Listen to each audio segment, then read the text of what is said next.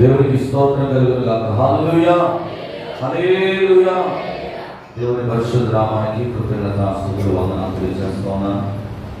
దేవుని యొక్క మహాకృపను బట్టి ప్రతిరోజు కూడా మనల్ని నడిపిస్తున్న దేవాది దేవుడు నిజంగా ఆయన కృప మాత్రమే. హల్లెలూయా. ఇప్పుడు వచ్చిన మీ అందరికీ కూడా ప్రభు యేసు క్రీస్తు నామములో నా హృదయపూర్వక వందనాలు. అందరికీ ప్రైజ్ ది లార్డ్. కొద్ది నిమిషాలు దేవుని వాక్యాన్ని మనం ధ్యానం చేసుకుందాం. నిన్న మనం ఏం ధ్యానం చేసుకున్నామండి? నిన్న ఏం చెప్పాను?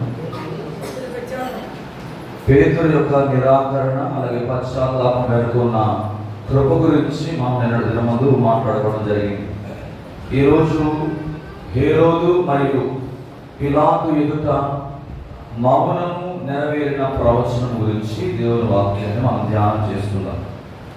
యేసుక్రీస్తు ప్రభువారు తన విచారణ సమయంలో ఆయన వహించిన మౌనం కేవలం నిశ్శబ్దం మాత్రమే కాదని, అది ఒక శక్తివంతమైన ప్రవచన, ఒక శక్తివంతమైన ప్రకటన అక్కడ మనకు కనబడతా ఉంది. ఎలా మీరు చెప్పగలరు పాస్టర్ గారు అని మీరు అడగవచ్చు.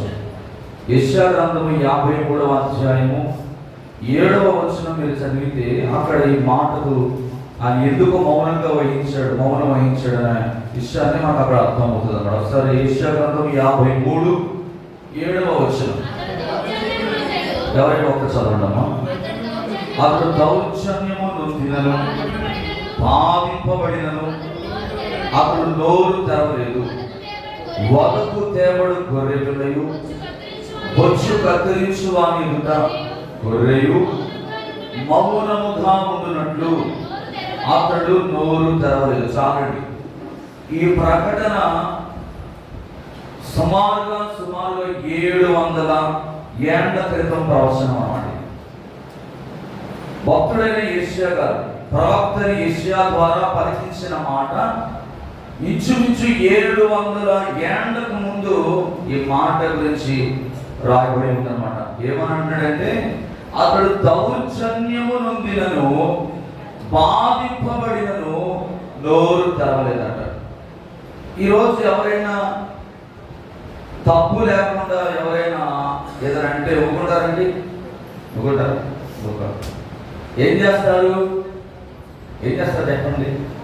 సర్వసాధారణంగా లోకంలో విధి విధానం ఎలా ఉంటుందంటే ఎవరైనా తప్పు లేకుండా ఒక మాట పట్టదనుకోండి, అతనికి ఒకవేళ ఉంటే వెనకాల పెద్ద బ్యాక్గ్రౌండ్ అయినా ఉండాలి, లేదా ఒక పెద్ద ధనవంతుడైనా ఉండాలి. అప్పుడే సై అంటే సై అంటారు, ఊహు అంటే అంటారు. హల్లెలూయా కదా. అది కాదు, దేవునికి స్తోత్రం కలుగునుగా. అంటే చూడండి, ఒక ఒక ఒక వ్యక్తి వెనకాల ఉన్న బ్యాక్గ్రౌండ్ బట్టి ఒక మనిషికి విలువ అనేది ఉంటుంది. కానీ ఆయన సృష్టికర్త అయిన దేవుడు అండి. ఆయన ఈ సృష్టిని సృష్టించిన దేవుడు ఆయన ఏం చేస్తున్నాడంటే దౌర్జన్యముగా అతని మీద నేరారోపణ ప్రజలు చేస్తున్నప్పటికీ ఒక పక్క శరీరం అంతా కూడా గాయాలతో నింపబడ్డది, రక్తసిద్ధమైన దేహంతో ఉన్నాడు. అప్పటికే మండు టెండలో యెరూషలేము యూదులంతా కూడా తిప్పి తీసుకొచ్చారు. శరీరంలో ఎక్కడ కూడా బలము లేదు. కానీ ఆయన మీద మోపుచున్న ఆ నేరారోపణ విషయంలో ఆయన ఏం చేస్తాడండి? నోరు తెరవలేదు. వదకు సిద్ధమైన గొర్రె పిల్ల బొచ్చు కత్తిరించు అని ఎదుట ఎలాగైతే మౌనంగా ఉంటుందో ఆయన మౌనంగా ఉంటా ఉన్నాడు. అలాగే పేతురు గారు కూడా ఆయన పత్రికలో రాస్తా ఉన్నాడు. 2వ అధ్యాయం 23, 1 పేతురు 2వ అధ్యాయము 23వ వచనం. ఆయన దూషింపబడి బదులు దూషింపలేదు, ఆయన శ్రమ పెట్టబడి బెదిరింపక న్యాయముగా తీర్పు తీర్చు దేవునికి ఎవరికి అప్పగించుకున్నాడండి? దేవునికి మాత్రమే అప్పగించుకున్నాడు ఆయన. చూడండి ఎంత లోబడే తత్వము దేవుని సన్నిధిలో ఆయనలో మనకు కనబడుతుందో ఒకసారి ఆలోచన చేయండి. ఈ 53వ అధ్యాయం 7వ వచనం యొక్క ప్రవచనార్థం అర్థం ఏంటంటే ఈ మాట హిబ్రూ పదంలో నుండి రాయబడి ఉందన్నాడు. దీనికి రాయబడిన పదం ఏంటంటే నీగస్. నీగస్ అనే పదం నుండి బాధింపబడెను లేదా ఒత్తిడికి గురయ్యను అనే మాట అర్థం ఇస్తూ ఉంటుందన్నమాట. సర్వసాధారణంగా ఎప్పుడైనా ఒక కషాయం ఎదురుకు గొర్రె తీసుకుని వెళ్ళినప్పుడు గొర్రె యొక్క లక్షణాన్ని మీరు గమనిస్తే అది మాట్లాడదు కానీ అది వణుకుతా ఉంటుంది అన్నమాట. శరీరం అంతా కూడా ఏం చేయబడతా ఉంటుంది, వణుకుతా ఉంటుంది. అది మౌనంగా ఉండదు. మీరు ఎప్పుడైనా గడ్డి బీడుల్లో చూసినప్పుడు గొర్రెలు చూడండి, తలదించుకొని అవి కిందనే చూసుకుంటూ ఏం చేస్తుంటే గడ్డి వేసుకుంటూ పెడతాం. అదే మేకలు మీరు గమనించారనుకోండి ఏం చేస్తుంది, అటు ఇటు దిక్కులు చూస్తూ ఉంటుంది అన్నమాట. అటు ఇటు పైన చూస్తూ ఉంటుంది, దిక్కులు చూస్తూ ఉంటుంది. కానీ ఎందుకు దేవుడు గొర్రెతో పోల్చబడ్డాడంటే ఆయన సమస్త మానవాళి విషయమై తండ్రి నిర్ణయించిన ఆ బలికి ఆయన తల వంచి తాను ఏకీభవిస్తూ ఉంటాడు. దేవునికి స్తోత్రం కలుగును గాక. మీరు ఒకసారి గమనిస్తే ఆయన మౌనము యొక్క ఉద్దేశము, ఆయన మౌనము వెనకాల ఒక ఉద్దేశాన్ని గురించి మీరు గమనిస్తే పరలోక సైన్య సమూహము దిగి వచ్చారని రక్షించగలగండి. మత్తయి సువార్త 26వ అధ్యాయం 53వ వచనం చదివితే, మత్తయి సువార్త 26:53, ఈ సమయమున నేను నా తండ్రిని వేడుకొనవలననియు వేడుకొన్న ఎడల ఆయన 12 సేనా వ్యూహముల కంటే ఎక్కువ మంది దూతలను ఇప్పుడే నాకు పంపడనియు నీవు అనుకునుచున్నావా? ఒక వ్యూహము అనంటే ఇంచుమించు 6000 యోధులు. 12 వ్యూహాలంటే 6000 × 12 72,000 మంది దూతలు ఆయన అంటే చాలు వచ్చేస్తారు ఆయన దగ్గర. హల్లెలూయా. ఆయన ఒక్కసారి పిలిస్తే చాలండి. ఆయన అంత గొప్ప దేవుడు. ఆయన దగ్గరకు 1000 కోట్ల దూతలు ఉన్నారు. కానీ మనుషులందరి రక్షణ కొరకు ఆయన దైవికమైన హక్కును కూడా ఏం చేయట్లేదు, ఉపయోగించుకోవడం లేదు. ఈరోజు సమస్త మానవాన్ని రక్షించడానికి ఏ ఒక్క ఆత్మ కూడా నిత్య నరకాగ్నికి లోనవ్వకూడదని ఆయన పొంతి పిలాతు ఎదుట ఆయన మౌనముగా ఆయన తల వంచుకొని ఆయన శిరస్సు వంచుతున్నాడు. దానియేలు గ్రంథం 7వ అధ్యాయం 10వ వచనం కూడా చదివితే, దానియేలు గ్రంథం 7వ అధ్యాయం 10వ వచనం కూడా చదవండి. దానియేలు గ్రంథం 7వ అధ్యాయం 10వ వచనం, అగ్ని వంటి ప్రవాహము ఆయన యొద్ద నుండి ప్రవహించుచుండెను, వేవేల కొలది ఆయనకు పరిచారకులుండి, కోట్ల కొలది మనుషులు ఆయన ఎదుట నిలిచిరి, తీర్పు తీర్చుటకై గ్రంథములు ఎంతమంది ఉన్నారంటండి, వేవేల కొలది కోట్ల కొలది మనుషులు ఆయన ఎదుట నిలవబడి ఉన్నారు. దేవునికి స్తోత్రం కలుగును గాక. ఇప్పుడు రోమా సైన్యానికి అలాగే దైవిక నీతిని నెరవేర్చడానికి ఇద్దరి మధ్యలో ఒక వార్ అనేది జరుగుతూ ఉంది. ఇప్పుడు ఇజ్రాయెల్ దేశానికి ఇరాన్కి ఏ విధంగా అయితే యుద్ధ వాతావరణము అలుముకుని ఉన్నదో, అసలు ఎందుకు యుద్ధ వాతావరణం ఏర్పడదు చెప్పండి? అసలు ఇజ్రాయెల్ దేశానికి ఇరాన్ దేశానికి ఎందుకు యుద్ధ వాతావరణం కలిగింది తెలుసా మీకు ఎవరికైనా? ఎందుకు ఏర్పడదు చెప్పండి? ఎందుకండి? ఎందుకు చెప్పండి? వాళ్ళకున్న సైన్యాన్ని బట్టి ప్రజల విషయంలో కావచ్చు అధికులై ఉన్నారు. 9 కోట్ల జనాభా కలిగిన ఇరాకు, 1,50,00,000 జనాభా కలిగిన ఇజ్రాయెల్ ప్రజల్ని శాసించాలని, అధికారాన్ని చేతికిచ్చుకోవాలని ఒక దురుద్దేశంతో మాట్లాడిన మాటే తీసుకొచ్చిన యుద్ధం అన్నమాట.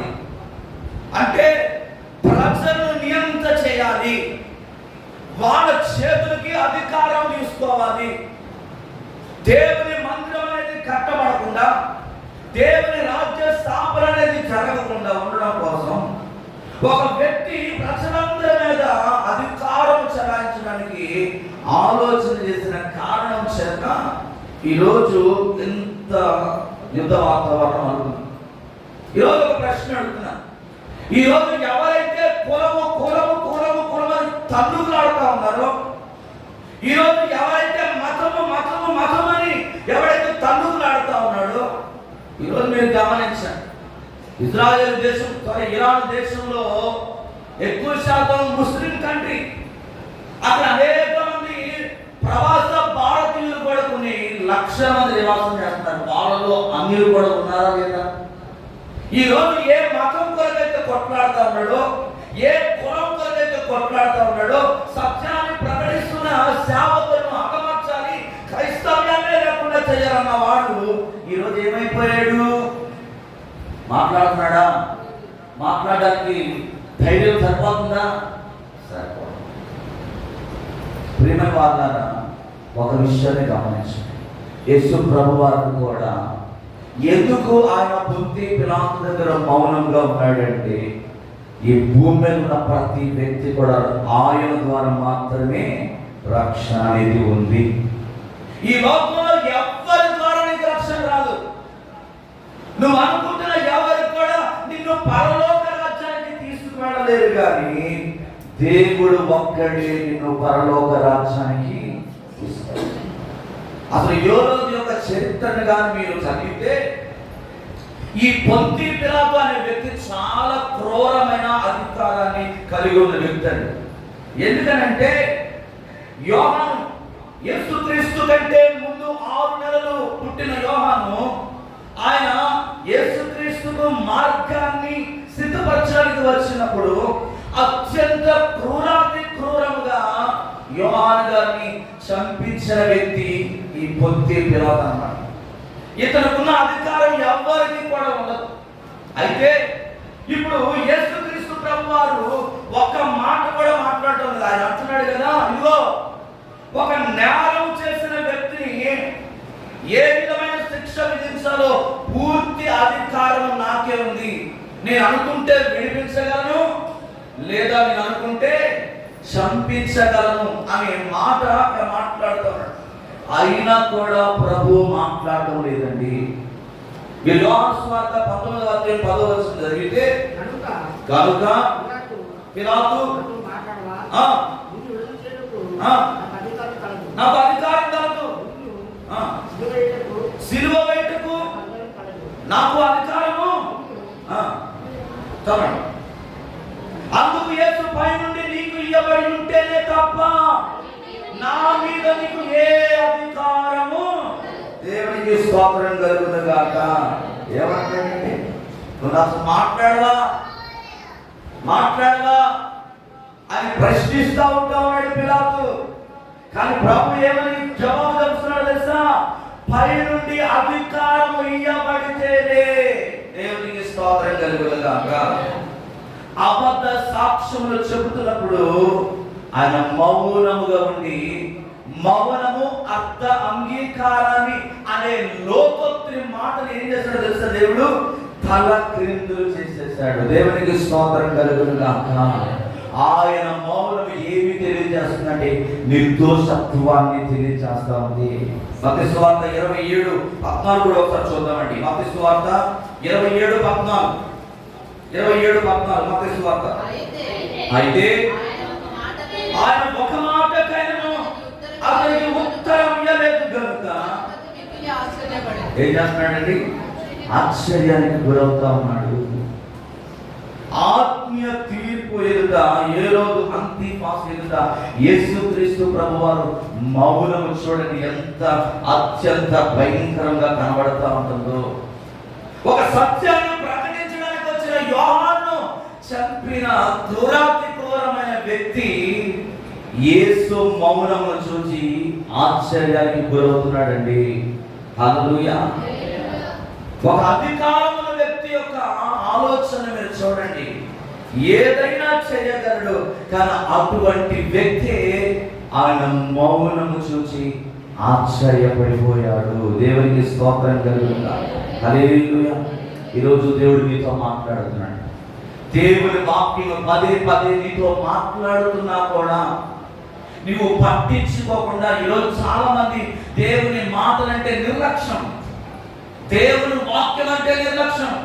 ఇక్కడేదో పాస్టర్ గారికి పని పాట లేక గొంతు చించుకొని వాక్యము బోధిస్తూ ఉంటుంటే, ఈరోజు ఎవరికి వారు ఇష్టం వచ్చినట్లుగా మందిరాలలో దేవుని వాక్యం వినకుండా, దేవుని మాటల మీద ఏకాగ్రత నిలపకుండా ఏం చేస్తున్నారంటే ఇష్టం వచ్చినట్టు ప్రవర్తిస్తున్నారు. జాగ్రత్త. నువ్వు అక్కడ ఇష్టం వచ్చినట్టు దేవుని వాక్యాన్ని సేవకుడి కాదు నువ్వు ధృవీకరించేది గుర్తుపెట్టుకో. ఈ స్థానంలో నేను కాకపోయినా ఇంకా ఏ సేవకుడు వచ్చి వాక్యం చెప్పినా నువ్వు ధృవీకరిస్తుంది ఎవరినంటే జీవము కలిగిన దేవుని మాటలు అని గుర్తుపెట్టుకో. సేవకుడు ధృవీకరిస్తే నీకేమవుతుందండి? ఏం రాదు. దేవుని మాట ధృవీకరించడం ద్వారా దేవుడు కొన్నిసార్లు నీ విషయంలో మౌని అయిపోతాడు. అర్థమవుతుందా? దేవుని వాక్యాన్ని ఎప్పుడైతే మనం ధృవీకరిస్తామో దేవుడు కూడా మన విషయంలో మౌనంగా అని ఉండిపోతాడంట. ఇశ్రాయేలు ప్రజల విషయంలో మౌనంగా ఉన్నాడా లేదా? ఎన్ని సంవత్సరాలు? అబ్రాహాము విషయంలో మౌనంగా ఉన్నాడా లేదా? ఎన్ని సంవత్సరాలు? ఎన్ని సంవత్సరాలు అండి? అబ్రాహాము జీవితంలో ఎన్ని సంవత్సరాలు? ఇంచుమించు. ప్రియమైన వాళ్ళారా, చాలా జాగ్రత్తగా ఉండాలి. మనం దేవుని మందిరానికి వచ్చినప్పుడు నీ ప్రవర్తన అంతటి యందు ఆయన అధికారానికి ఒప్పుకోవడం మాట చెప్పడం కాదండి, దాన్ని చూపించాలి, క్రియలో కనబడాలి. లూకాసు వార్త 23వ అధ్యాయం 9వ వచనం కూడా చదవండి. లూకాసు వార్త 23వ అధ్యాయము 9వ వచనం. చాలా ప్రశ్నలు వేసినను ఆయన అతనికి ఉత్తరమేమీ ఇయ్యలేదంటండి. ఏదో ప్రశ్నలు వేశాడు. యూదుల రాజులని ప్రజలు అంటున్నారు, నిజమేనా? రాబో మెస్సయ్య నీవేనా, లేక ఇంకెవరినైనా ఎదురు చూడాలా? ఇలా రకరకాల ప్రశ్నలు ఆయన వేస్తున్నప్పటికీ ఆయన ఏం చేయలేదండి, మారు మాట మాట్లాడు. ఏ రోజు అనుకున్నాడు కదా యేసుక్రీస్తు ప్రభువారిని ఒక మ్యాజిక్ గా ప్రదర్శించాలి ప్రజలందరి ముందు అనుకున్నాడు. కానీ యేసు తనంతను ప్రదర్శించుకోవడానికి నిరాకరించాడు.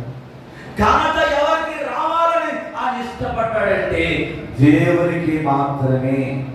ఆయన ఎందుకు ఈ భూమి మీదకి వచ్చాడో ఆ చిత్తాన్ని ఆఖరి వరకు నెరవేర్చడానికి కూడా ఎక్కడ కూడా ఆయన ఎలాంటి లోపాన్ని ఆయన చూపించలేదండి. అంత విధేయత దేవునికి చూపిస్తా ఉన్నాడు.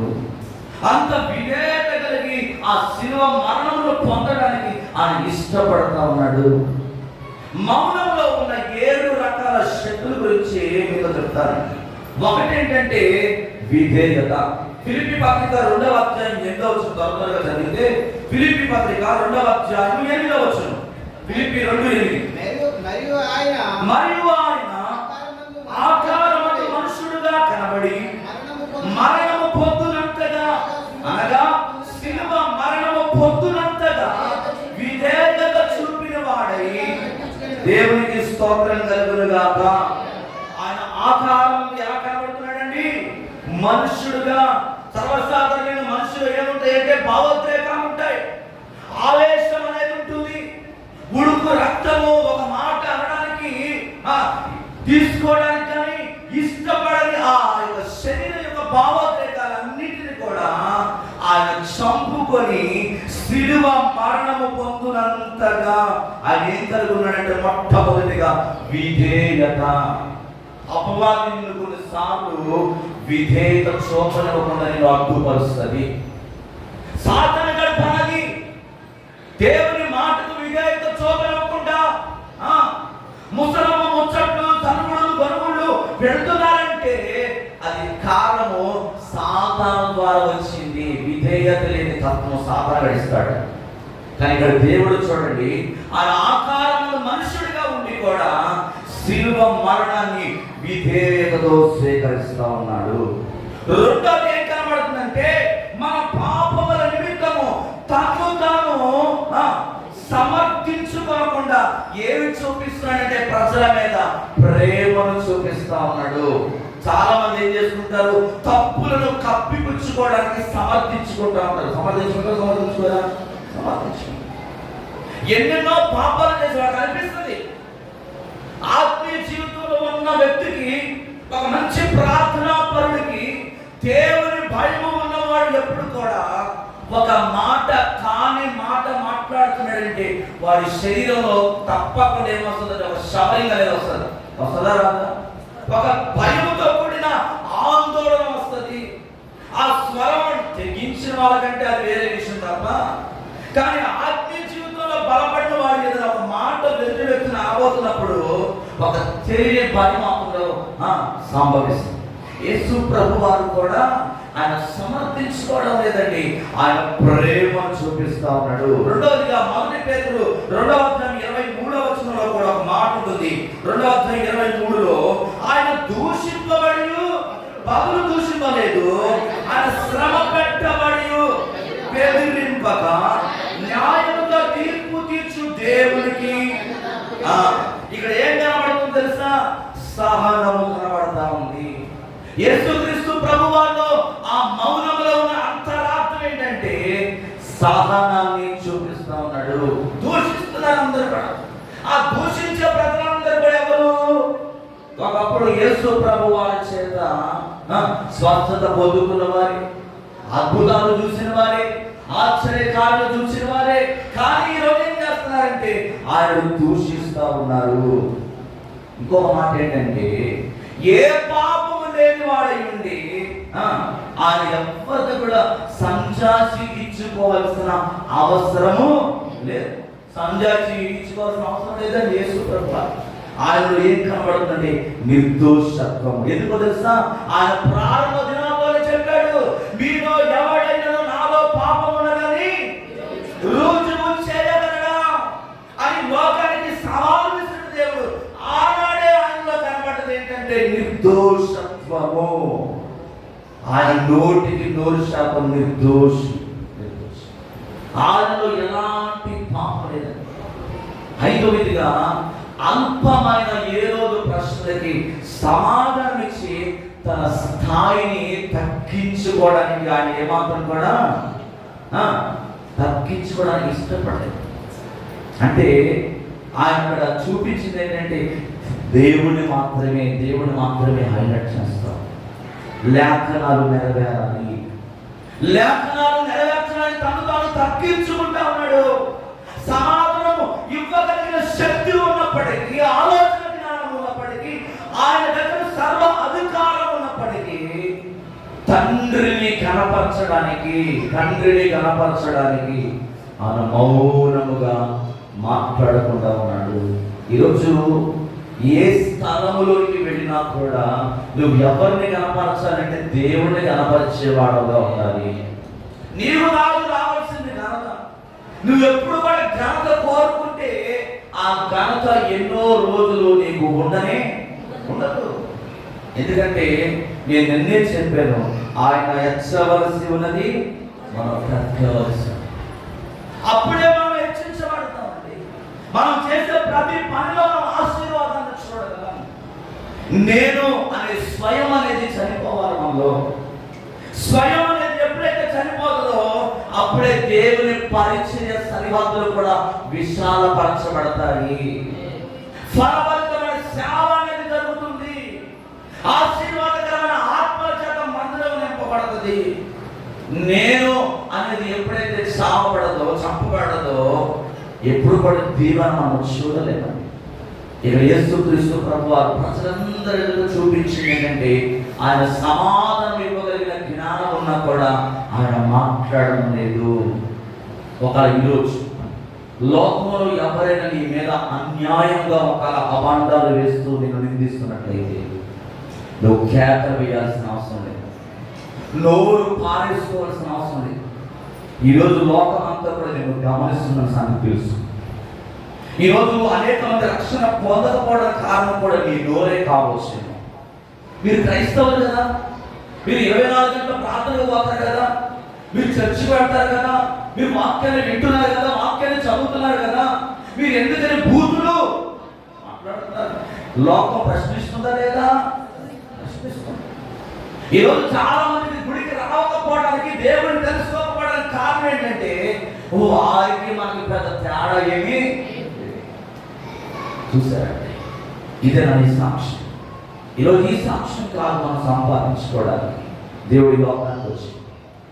ఒకవేళ అన్యాయంగా ఎవరైనా నీ మీద మాటలు మాట్లాడుతున్నప్పటికీ దేవుని నీతికి నువ్వేం చేయాలంటే అప్పగించుకోవాలి. ఇంగ్లీష్లో ఒక మాట ఉంది, సైలెన్స్ ఇన్ ఫెయిత్ అంటారు.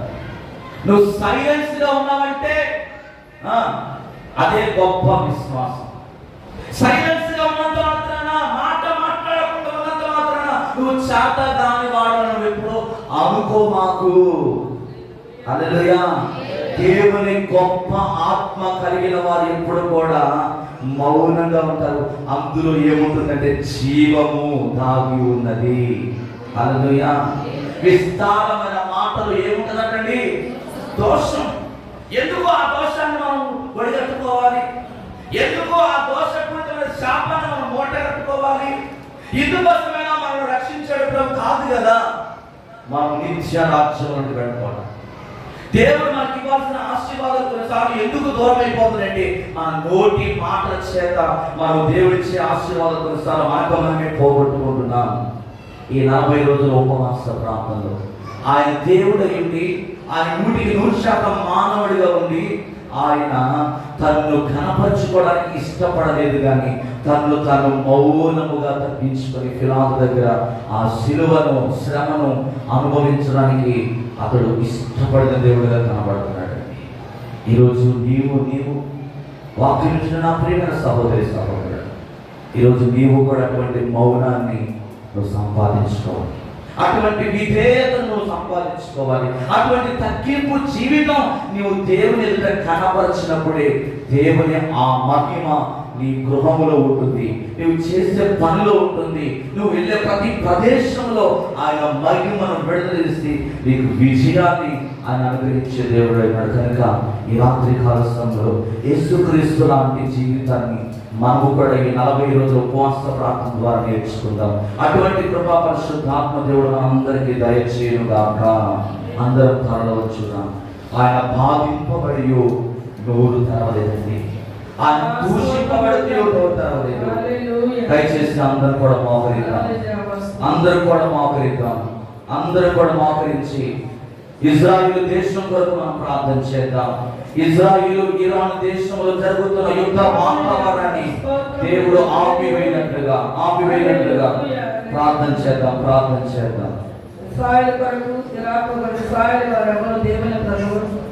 మనం చక్కగా ఉన్నాము, చక్కగా పెరుగుతున్నామని కాదు, వారి కొరకు మనం ప్రార్థించినప్పుడు దేవుని పిల్లలకు యేసు గారి నామమున